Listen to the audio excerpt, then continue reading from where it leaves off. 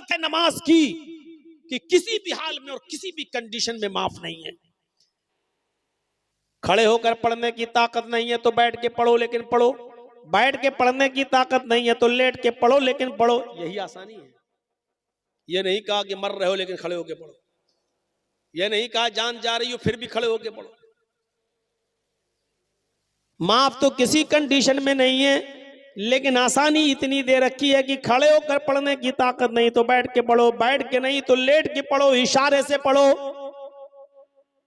होंठ हिलाकर पढ़ सकते हो तो होंठ ही हिलाकर पढ़ो। वुजू करने से तबीयत और खराब हो रही है तो तयम्मुम करके पढ़ो लेकिन पढ़ो। पेशाब की में नलकी पड़ी हुई है, पाइप पड़ा हुआ है, पेशाब की थैली लटकी हुई है, इस कंडीशन में भी आपको नमाज पढ़ना है। मुंह के होंठ हिलाकर पढ़ना है, जबान हिलाकर पढ़ना है, लेकिन पढ़ना है। आसानी करनी।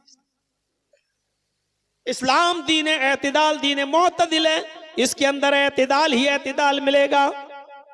ज़कात फर्ज है मुसलमानों हम सब के ऊपर, लेकिन जो साहिब इस्तिताअत न हो, यह नहीं कहा गया कि तुम अपना घर बेचो तब ज़कात दो।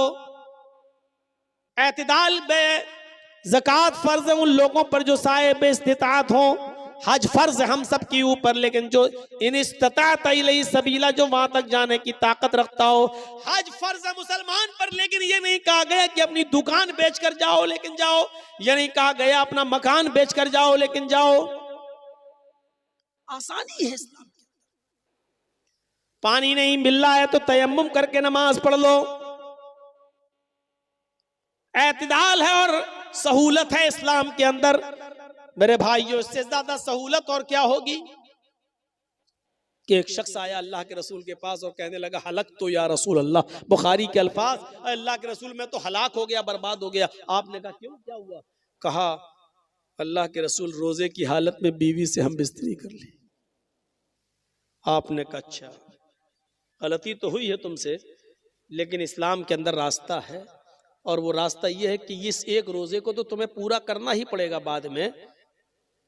अब एक गुलाम आजाद करो। कहा अल्लाह के रसूल पूरी जिंदगी हमें गुलामी करते हुए हो गई दूसरे की, हम कहां के गुलाम आजाद कर पाएंगे। अल्लाह के नबी ने फरमाया तो दूसरा ऑप्शन भी है, अगर गुलाम आजाद करने की ताकत नहीं है तो 60 रोजे रखो मुसलसल, पे दर पे कंटिन्यू, शहरैनी मुतताबिऐन, कंटिन्यू रखना है, रेगुलर, पर पे दर पे, एक भी छूटना नहीं चाहिए बीच में। 60 रोजे मुसलसल बिला किसी उज़्र और बिला किसी बीमारी के, एक भी रोजा आपने अगर छोड़ दिया तो अब तक जितने रखे वो सब बेकार। मसलन अगर आपने 50 रोजे रखे, अब सोचा कि थोड़ा 2-4 दिन आराम कर लें, 10 ही तो रह गए हैं, और जहां आपने बिला किसी उज़्र के, बिला किसी बीमारी के एक रोजा भी छोड़ दिया, वो 50 बेकार, फिर से रखो 1 से 7। कहता कितने का? 60।